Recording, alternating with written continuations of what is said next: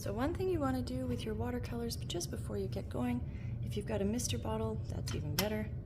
Mine is currently not close to me, so I'm just going to go ahead and use some clean water and just run some water across my colors just to get the juices going, so when I go to use them it doesn't take quite so long to get the colors to activate. Alright my friends, so step one in watercolor, always start with your lightest color. So I'm going to activate my yellows. I've got a few different ones. The Jane Davenport is definitely a heavier pigmented yellow, so we'll go a bit further, whereas the kid version is a little less loaded with dye, so it gives you a whiter wash. So we're going to start in the center-ish of our section of our paper by going in just a nice light circle. You can definitely go with whatever colors you want. Just start lightest. I'm dipping in my warm water, that's established, to your deepest, and that is how you create the beautiful layered looks that you get in watercolor. So I recommend just being a little loose, holding your brush by the end of it, not right up tight to the top. We're not trying to create any controlled detail, we're just getting a nice beautiful wash of light color representing kind of our light source or sun in the center. Okay, we're going to work fast. Next color we're going to dip into is the pink that you might have. I definitely avoid red. If all you have is red you can, but red on a sky can often imitate more of a forest fire than a sky, so you're going to want to find some pink. So if you only happen to have markers or something like that, you could go in and mix media it and create a pink wash in there using a marker. I'm going to show you how to use watercolor today. In the videos that I'll say are called advanced or alternative that'll come out after this video, I'll explore how to use neocolors and other markers and things like that to create a slightly different effect. The watercolor creates that beautiful signature watercolor dreamy soft look. It's just brushing. If you want to do some wet on wet, which is basically wetting your paper with clean water first and then going in and creating more feathered looks, that's something you can do as well. You can go back over. Don't be too precious. This is watercolor, but it's not watercolor. It's not that kind of perfectionist watercolor. It is still having fun, so make your strokes, take it by the end of the brush, bringing it in. Okay, now we're gonna go into our blues. I'm gonna leave that in the warm water. I'm just gonna reactivate some of my blue wash.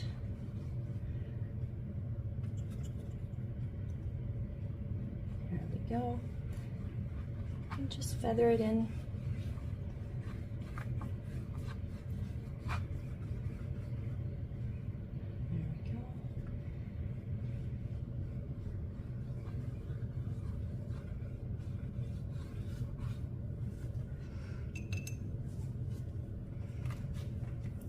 Definitely, if you want to take this all the way to the edge and still have a really dynamic tree line, or you still have some sky poking through, don't go in too dark. Leave your dark blues till basically the tree line. Right now we're part one, covering the skyline, getting our background established.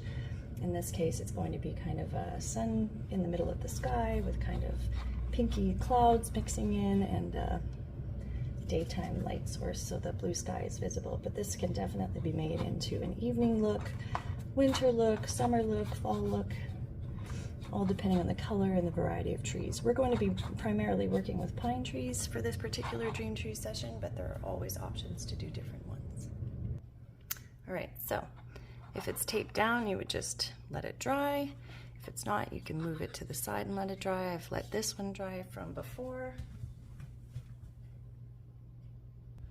All right, this one's nice and dry. It's a little more of a light wash than the one I just created, and that's fine. We are exploring, we're trying different things. If everything was perfect, you'd never get a new idea. You gotta let things do what they want to do. So the next step is to mark off where we're going to put our trees. In this case, I've left it really unfinished along the edges. That's me. You don't have to. You could have gone yellow, pink, or blue all the way out to the edges. So this is what I have created, and here is where we're headed. So this step, we're starting to bring in our trees. This is what I mean about being able to kind of explore different sky colors, different ideas. I want it to make it yours. So I'm giving you the example, but it's definitely you taking it where you want to go. So the trees are definitely going to be the cool water. So if you only had one water jug, you'd probably be okay because you started with the warm. So in this case, we're going to get our lightest blue ready.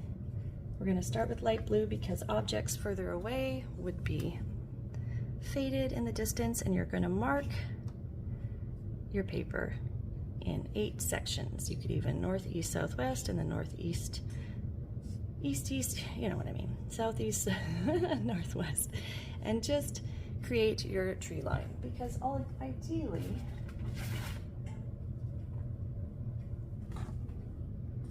this is what we're creating right in here. So you want those faded lighter trees kind of poking through the back, and then we're going to layer in deeper and deeper colors until we create that lush kind of tree line. The one thing I want you to be careful of is accidentally making all your lines the same length, because if you were to lie on the forest floor and look up, the trees do not form a perfect circle. They often have scraggles and brushes and broken tree ends.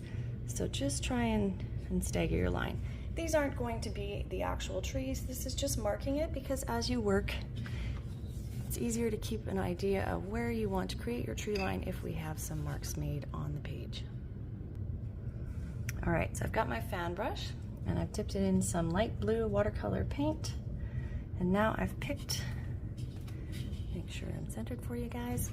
So you're gonna start at the top, and basically the shape is a triangle. So you get wider as you go along.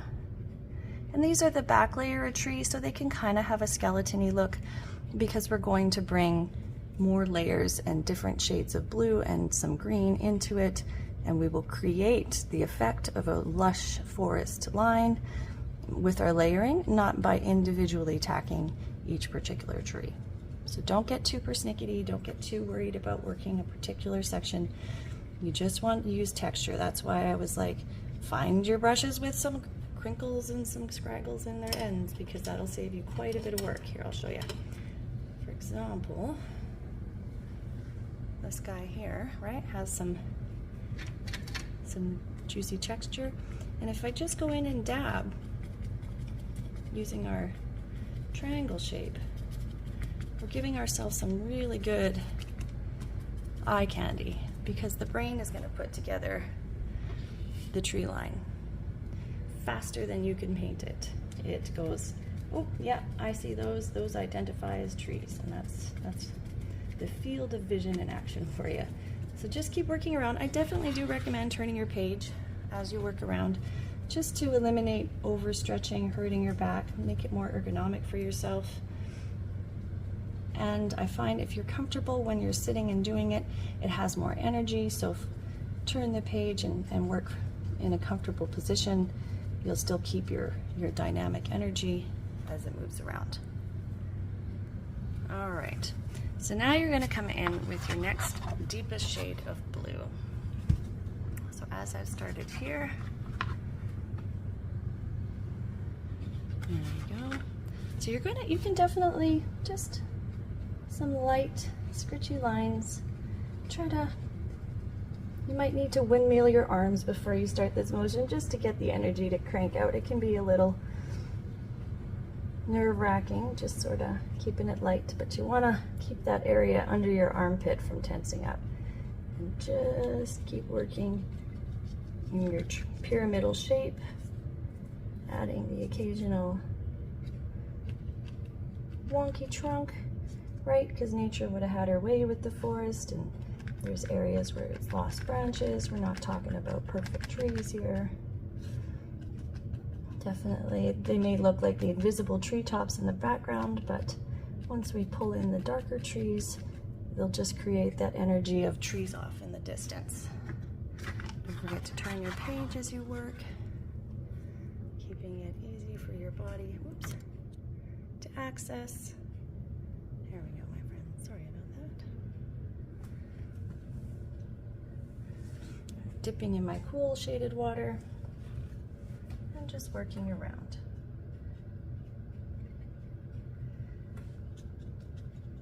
if you're having a hard time gauging, do I have enough trees? Do I need more trees? Feel free to squint your eyes and kind of look through them in a blurry state and just sort of focusing on where it feels good, right? Like one person's decision where to put trees is not going to be another person's decision.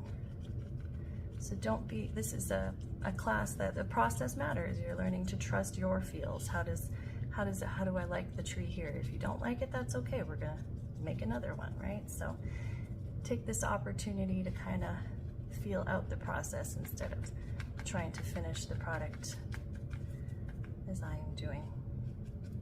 Definitely share it though. I want to see what you make.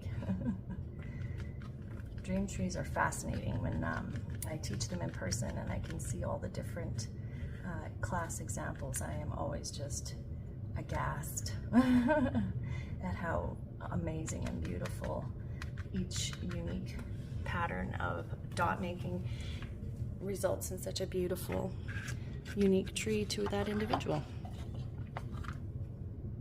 All right, now you're going to want to grab your deeper shade of blue or dark green. We're going to do the next layer. You can see here on a dried piece, those faded light blue ones sort of mimic them in the distance. And as the tree line, or as we approach closer, we get deeper.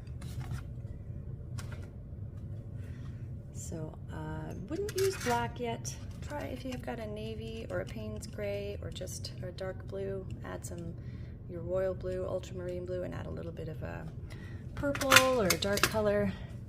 Now the dark trees, you're going to want to keep more sparse. They're creating the brush that runs along the edge of the base here. There we go.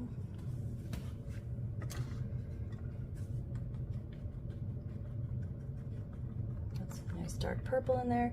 And there is still definitely going to be the odd pine tree that jumps up to the front.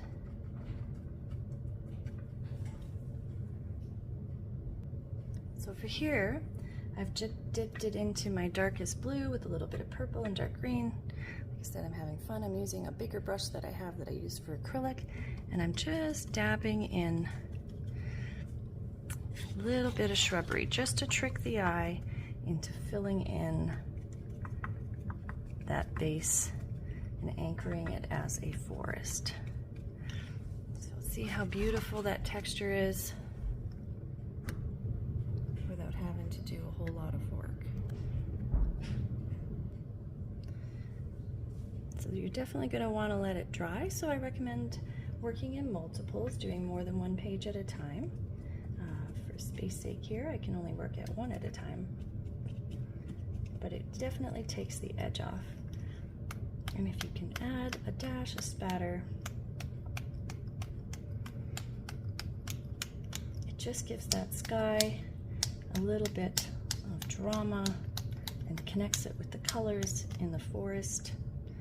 Definitely don't be afraid to use a little spatter. So yeah, definitely don't be afraid of spatter. This is one I made with my kids recently. I try to get them involved in art a little bit more than I have in the past. So we were downstairs in the basement. I just threw down a tarp and we sat down and painted together. So I had lots of room to spatter and try different colors. I really like the different effects that I got. It's a good way to do a study of what watercolor can do, especially if you're new. I find that play is kind of key into becoming a better skilled watercolor artist. And then this one was made by my son, who had some distinct ideas, and I love them. And then my daughter thought that the moon she put in the center really resembled an eye, so she took it a little further. I mean, so creative, so beautiful. I can't wait to get these matted and put up in the house. But definitely feel free to make your dream trees yours. There are lots of different ways to create them. So one of the reasons I recommended using the 9 by 12 inch watercolor paper to create your dream trees was so that you would have the opportunity to give art away if that's your thing. So one of the fun things about the dream trees is that the sun's come out in northern Manitoba in February. That is a hot commodity. All right, just changes the whole landscape of the lighting here, so my apologies. So take your 9 by 12 inch piece of paper with your dream trees. We're going to fold it in half, and then we're going to fold it in half again, so it's folded into 4. And you can cut this if you like. I like it full edge. I think it's kind of pretty. And I find nowadays giving art is taken on new meaning since COVID. People love to receive it. I think they're more aware of how art can change how we feel, can provide an opportunity for self-care for somebody you know and love. So being able to receive that art, come on paper, tear, is also a great gesture of love and celebration. There we go. So each of these, I feel, when you tear it down, now becomes its own scene, right? So it doesn't lose any character or become less when it's separated from the whole. In fact, it develops its own particular story. Beautiful. And they're perfect for 5 by 7 inch cards. So you can make quite a few cards. Let's see. 1 paper, 2 papers, 3, 4 sheets of watercolor paper. Create 16 cards. Beautiful, original, each unique. To finish your dream trees, if you plan to hang them, you may want to spray them with Camar varnish, which is a UV protectant. You don't have to. They're just, watercolors are kind of precious, so if you do sell them or give them away, just give a gentle reminder not to put them in a light or a wall that has like high fluorescent or it faces the east sun, so there's sun on it all the time, or it will really bleach it out. So yeah, I hope you have the opportunity to make some dream trees. If you do make some, I would definitely love it if you tag me. The hashtag to use is included in the post, but just in case, MYE Dream Trees on Instagram, Facebook, and then we can kind of get a whole forest of human dream trees going, and I think that would be really cool. They have such a magnetic quality to them. So please tag me as well if you do make it. I would love to celebrate your work. Thank you for joining me, and if you have any questions, you can email me at maja.larson@yahoo.ca with any questions you might have, or DM me on Instagram. I'm fairly responsive. Thank you again for joining me for my dream trees.